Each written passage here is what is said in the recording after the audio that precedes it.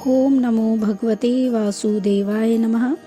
या विदेता निरीक्ष्यहं योद्धृकामानवस्थितान् कैर्मया सह योद्धव्यमस्मिन् रणसमुद्यमे। अर्थात और जब तक कि मैं युद्ध क्षेत्र में डटे हुए युद्ध के अभिलाषी इन विपक्षी योद्धाओं को भली प्रकार देख लूं कि इस युद्ध रूप व्यापार में मुझे किन किन के साथ युद्ध करना योग्य है, तब तक उसे खड़ा रखिए। यह प्रार्थना कर रहे हैं अर्जुन श्री कृष्ण भगवान से।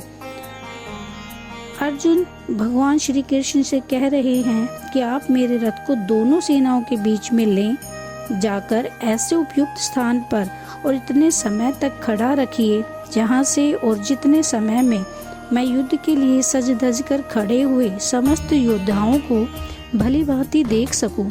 ऐसा करके मैं यह जानना चाहता हूँ कि इस रणोद्यम में युद्ध के विकट प्रसंग में स्वयं मुझको किन किन वीरों के साथ लड़ना होगा।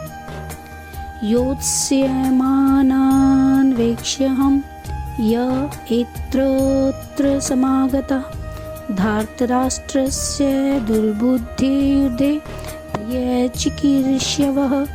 अर्थात दुर्बुद्धि दुर्योधन का युद्ध में हित चाहने वाले जो ये राजा लोग इस सेना में आए हैं, इन युद्ध करने वालों को मैं देखूंगा।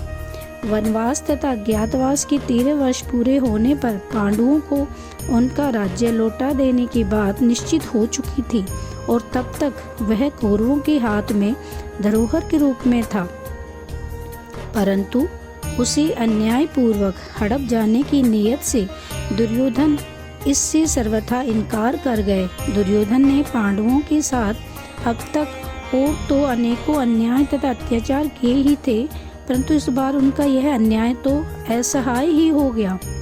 दुर्योधन की इसी पाप बुद्धि का स्मरण करके अर्जुन उन्हें दुर्बुद्धि बतला रहे हैं। अर्जुन का इसमें यह भाव प्रतीत होता है कि पाप बुद्धि दुर्योधन का अन्याय और अत्याचार सारे जगत में प्रत्यक्ष प्रकट है, तो भी उसका हित करने की इच्छा से उसकी सहायता करने के लिए ये राजा लोग यहाँ इकट्ठे हुए हैं। इससे मालूम होता है कि इनकी भी बुद्धि दुर्योधन की बुद्धि के समान ही दुष्ट हो गई है, तभी तो ये सब अन्याय का खुला समर्थन करने के लिए आकर जुटे हैं और अपनी शान दिखाकर उसकी पीठ ठोक रहे हैं तथा इस प्रकार उसका हित करने जाकर वास्तव में उसका अहित कर रहे हैं। अपने को बड़ा बलवान मानकर और युद्ध के लिए उत्सुक होकर खड़े हुए इन सबको मैं जरा देखूं तो सही कि कौन कौन है, और फिर युद्ध स्थल में भी देखूं कि ये कितने बड़े वीर हैं और इन्हें अन्याय तथा अधर्म का पक्ष लेने का मजा चखाऊं। ओम नमो भगवते वासुदेवाय नमः।